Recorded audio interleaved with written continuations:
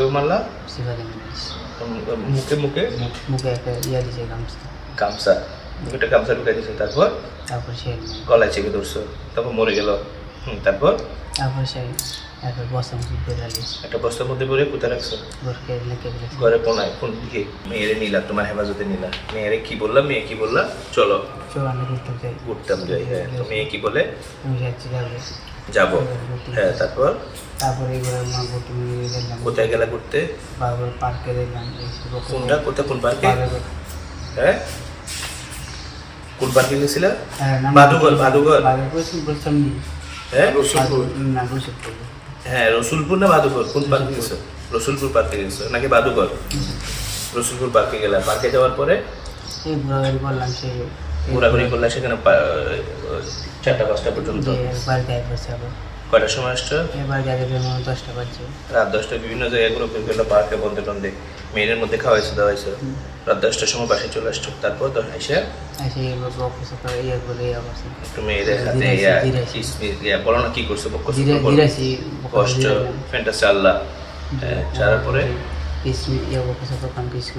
হ্যাঁ হ্যাঁ, মেয়ের তোমার ঘরে কি ফ্যান আছে? কই? হ্যাঁ, ছিল তো ফ্যান। তোমার মশারের উপরে একটা ফ্যান আছে না? ফ্যান তো একটা ছিল।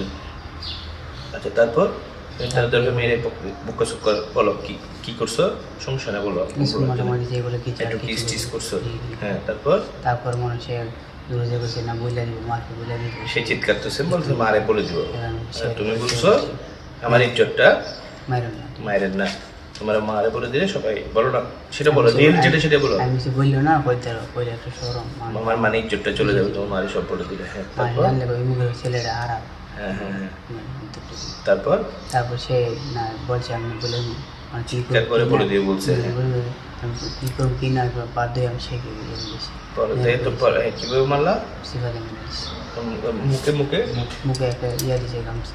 গামছা, মুখে গামছা ঢুকাই দিছে। তারপর সে গলায় চেপে ধরছো, তারপর মরে গেল। তারপর সে একটা বস্তা মুখে করে আলিস একটা বস্তার মধ্যে পরে কোথায় রাখছো? ঘরকে লেখে ফেলেছে। ঘরে কোনায় কোন দিকে? এক সাইড রাখার পরে পরে এটা নিয়ে এত ভালো দিয়েছি। ওখান থেকে নিয়ে এত ভালো ওই যেখানে আসছিল ওখানে যেদিন মারছো সেদিন ফেলছো 15 তারিখ নাকি কখন ফেলছো? কত 16 তারিখ ফেলছো? 16 তারিখ রাতে ফেলছো কয়টার সময়? 3টা থেকে ফেলছো। আচ্ছা, নিশাত আর তুমি রাত 10টার সময় এদিকে ঢুকছো। আচ্ছা, ঢুকলো তো আমরা এদিকে আইসো না, এদিকে খবরদার, এখানে এটা ক্রাইম সিন। দুজন আপনারা দুজন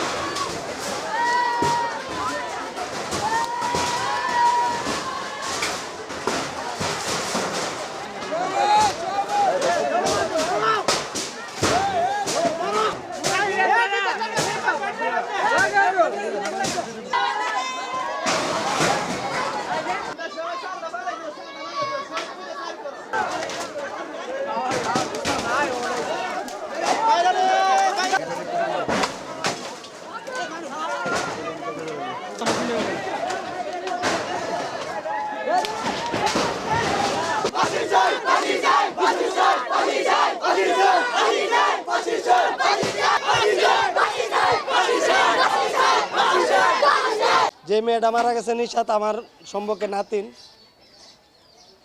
আমরা 15 তারিখ 12টা বাজে হারাইছে, 17 তারিখ আমরা 12টা বাজে এনে লাশ পাইছি।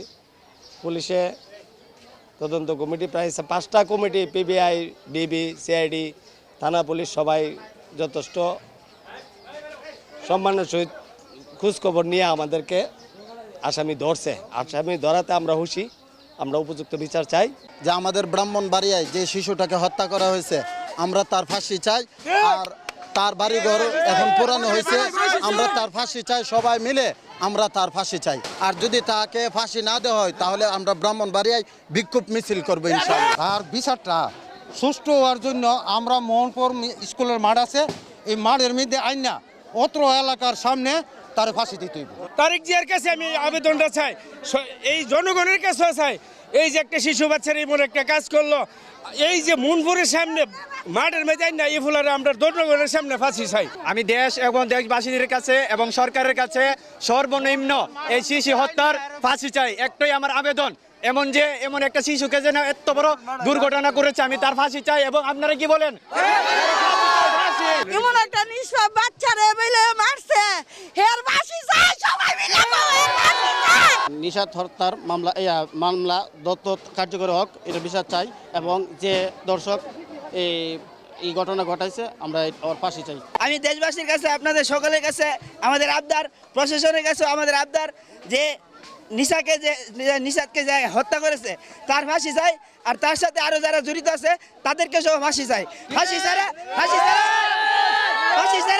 ছাড়া আমরা কোনো কিছু মানবো না ইনশাআল্লাহ। এই ছেলেটার ফাঁসি চাই আমরা কেউ মানতাম না, আমরা যৎকার ফাঁসি না অতকার আমরা লড়বো না, ফাঁসি চাই। নাজিয়া নামের এক ছেলে মেয়েকে ধর্ষণ করেছে এবং আমরা এই ধ্বংসনের বিচার চাই। যদি এই বিচার না হয় আমরা হাইলুডে আন্দোলন করতে আমরা লাজে আছে।